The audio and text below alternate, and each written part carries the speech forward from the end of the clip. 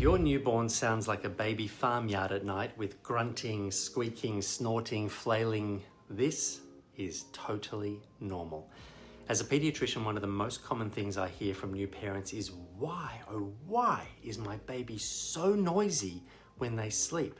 Or why do they wake up every 45 minutes? How can something so tiny be so noisy? But the truth is, noisy newborn sleep is completely normal. Newborns spend a huge portion of their sleep in something called active sleep, or REM, and that's when their brains are hard at work, processing, developing, growing.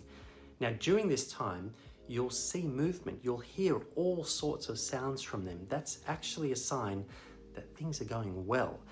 Before about 4 months of age, their sleep cycles are short, about 45 minutes, so they will often stir. Here is what I want you to remember.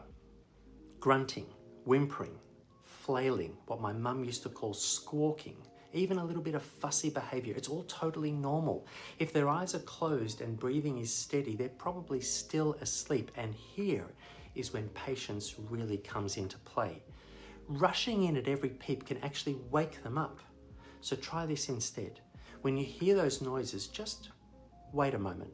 If they start to cry, give it a minute. See if they settle on their own. If not, calmly step in and address their needs.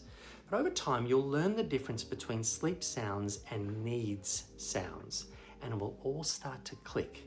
Learning the difference between these two can be the defining factor in skipping these so-called sleep regressions down the line. It'll help them link their sleep cycles independently, which is a very important sleep skill for life. Learn more about your baby's sleep inside my age-tailored sleep programs linked in my bio.